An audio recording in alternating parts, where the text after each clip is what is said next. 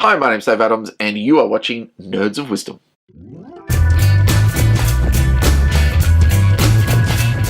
Can you please help me with this game? I recently had the chance to play Merchants and Marauders, and we held off on this for a little bit simply because 3-hour game, that's a big investment. But we put a night aside and we decided to go for it. And go for it we did. The game looks beautiful. You set it up, it takes up a whole table. It has wonderful little tokens. It has little model ships. It has wonderful character cards and ability cards, and the board is beautifully set out. You've got nice little spaces to move around. It just seems to have so much in it. It's such a wonderfully designed little game until I played it. Now, when you start off the game clearly lies out two different options. You can go down the path of either being a pirate or you can be a trader. And being a trader means that you have to choose this particular style of ship. Being a pirate means you choose this particular style of ship. Being a trader means you choose this type of captain. Being a pirate means you choose this type of captain. And that's because the different roles will be functioning differently and you'll be doing different things in the game. So you really want to choose a captain in a ship that gives you the best benefits for fulfilling those roles. As a pirate, you're going to be attacking ships, you're going to be hunting down missions, you're going to be taking on different challenges and facing the wiles of the outside storms and the waves and the oceans. So you want a ship that is maneuverable, that's fast, that can get you different benefits when attacking. Do you need a big hull for moving objects around? Not so much. The whole pick up and deliver element probably isn't going to be your main thing that you're doing. However, as a trader, that is exactly what you're doing. You're picking up and you're delivering. You're going from island to island. You're trying to accomplish missions that way. You're trying to avoid piracy. You're trying to fend them off. You're trying to also avoid the storms. But your goal is essentially peace-loving. There are different mechanics in the game that as you go through, the pressure comes on. There's event cards that happen every turn, and they might place a pirate onto the board that will act as an NPC, or some sort of flagship from one of the different countries that will act as an NPC. Wars might occur between nations, and as each pirate comes from a different nation, that might mean that you can't go into certain ports. Really cleverly thought through in terms of how everything's going to interact. Well, so it looked. I decided to be a trade ship, and I did this for several reasons. Firstly, the two options laid out before me, pirate and trade, were interesting. Both of them seemed to appeal to me. Pirate seems adventurous, it seems exciting, it seems energetic. And in my thought, I thought, well, I want to be a pirate so much that I think everyone else at the table probably wants to be a pirate as much as me. So if I go the trade route, not only am I going countercultural to what I think the rest of the group will go, it's going to create different sets of pressures and tensions. I like to challenge myself sometimes. I like to give myself a few different obstacles to overcome just to make the game a little bit more interesting. Was it interesting?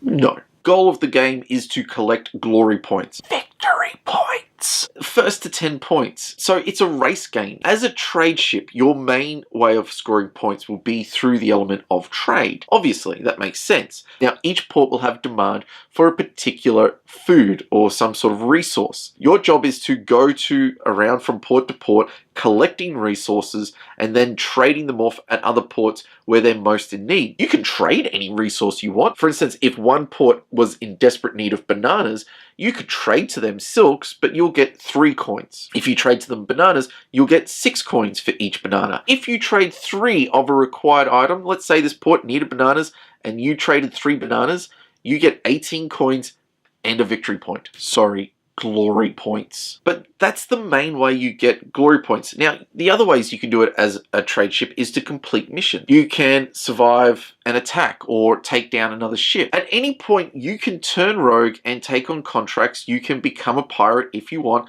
But my goal was to be a trade ship. I wanted to embody that. I wanted to role play that. I didn't want to go out and become a pirate or just trade over to pirates simply because this was the option that was in the game. That's what I wanted to do. I wanted to experience that challenge. I didn't want to give in to taking the easy route of just becoming a pirate and going out and attacking things. I wanted to trade. I wanted to see the challenge of trading. Just didn't know the challenge of trading was to be bored for most of the game. Now, it can be said that I had a particularly bad game. And I did. Let me explain why. You can't get glory points, by trading up to 18 gold. It's having 3 of the same item that's in demand. Now, believe it or not, I actually found that incredibly difficult. There was one time I got 3 of an object of a port that was in demand and was able to trade it to them and get a glory point. One time. The game ended with both people at the table with me on 10, on 9, and me on 1. How, you might say? How could that happen? That's my question. That's why I'm struggling with this right now. It's not that I'd played poorly. I sat there and asked, what could I be doing differently? People saw what I was doing. They said, well, you have to hold on to certain objects, which I would do. I would hold on and I would say, that place needs bananas. I got 1 banana. I'll take that out of this particular port and I'll go to another port and see if I can find more bananas. I would get hands of literally 1 of every object. The times I got to were on objects that were across the other side of the board. I would have had to have wasted several turns getting to the other port just to get that 1 victory point. Glory point, whatever. And that didn't seem like that was supposed to be how it was meant to work. So I would try and trade that off and then keep hanging on to my banana. That wasn't meant to sound dirty. But then after a certain amount of time, I'd go, well, I'm just spending several turns hanging on to these useless objects anyway. I may as well get rid of them and see if I can collect something else. So as soon as I'd get 2 of an object, I'd hold on to it. And again, turn after turn, nothing. You might say, well, that's just the luck of the draw. Okay, that's the luck of the draw. But surely there's something in the game that allows me to mitigate those circumstances. Surely there's something in the game that would give me something to do about that situation rather than just moving from port to port doing the same actions. Initially in the game, I tried upgrading my ship so that I would have a plan of getting these upgrades, building up a strong enough ship to fight off piracy, building up a strong enough ship to carry more and to do more, and you have a little bit of leeway in terms of the upgrades. But after about the 4th turn, I didn't need any more upgrades and there was nothing else to do with them. Now, I could have upgraded my ship at any point, but why?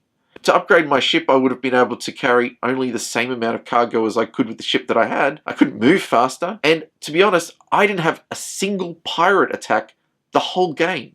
3 hours and no one attacked me. No one even saw me as a threat. Not even the NPC pirates came near me. And I spent literally a whole game going from port to port doing 2 actions. I was either drawing 6 cards to find goods, keeping what I could, selling off what I didn't need, or I was just moving from an island to an island. On several turns we had storms where if I was out to port I would just get damage to my ship. And so sometimes there was not even any point in leaving port. Turn after turn my actions were limited to 2 different options and I was bored crapless. My turns literally took me a moment, a few seconds to do. Bonk, bonk, bonk. Or draw 6 cards, keep some, discard the rest. Less than a minute for my turns. I would then wait 10 to 15 minutes while the other 2 people at the table took their turns. Rolling dice, doing this action, doing this, dealing with this card. What a tediously dull experience. 3 actions and I get to move 1 space. 3 actions, or I can draw, import, look at the cards, put some cards in the discard pile, purchase some cards, maybe sell some cards off. Whoop-de-doo. 3 hours of doing that? Not interesting. You might have said, well, why didn't you do some missions? I considered that. Here's what happened with the missions. There were 4 missions that came out, 3 of which were pirating missions. If I'd taken those missions, I would have had to have become a pirate. I would have taken on contracts that would require for me to be not trading, but going off after certain people or hunting down things. I was trying to avoid that. Eventually, 1 mission did come out that did suit me. It was a pick up and deliver mission. So I went over to that island. And you know what happened? To get the mission, I have to roll an influence check. My influence on the captain was 2 dice. I rolled, I failed, I missed the mission. Surely I can try again next turn. Yes, I could, except that someone else came in and took it immediately after me. You might also say, well, why didn't you go after a rumor? I had a rumor.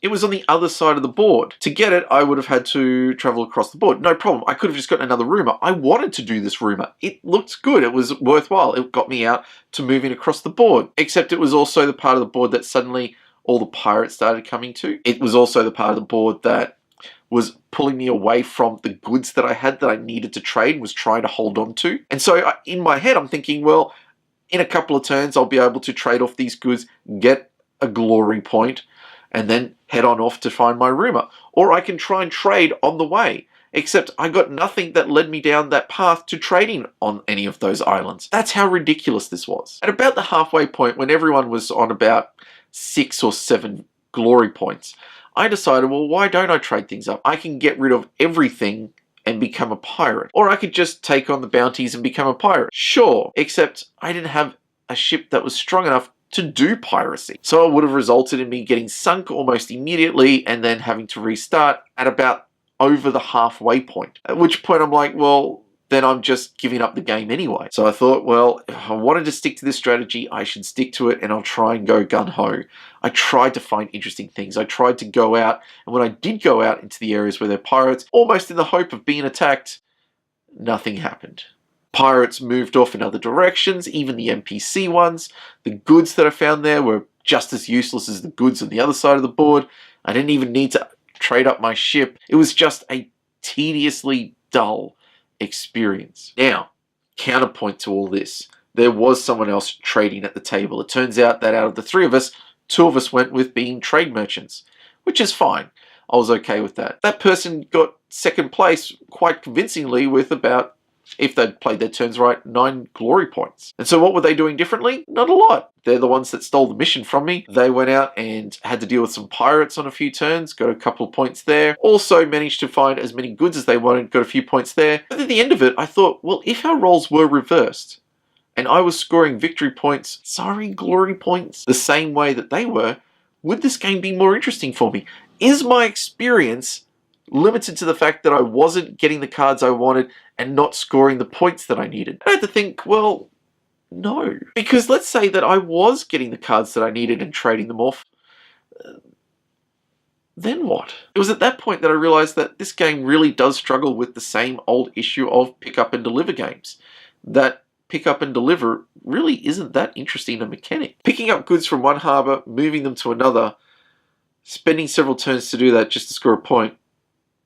Why? It's the very definition of just shuffling objects around on a board. It's not thoroughly interesting. And so maybe that's my problem, is that I chose the most boring of mechanics to go with. That said, there seemed to be enough interesting things happening on the board that it should have kept me at least occupied and engaged, that there should have been some obstacle to me doing my trade. There should have been problems to overcome, issues to solve. But there just weren't any. The event cards were the most non-eventful part of the game. You had a storm, stay in port. A pirate's entered the board, okay. A new ship has entered the board, which is devastating for pirates, big deal. And the fact that the events were just negatives for people.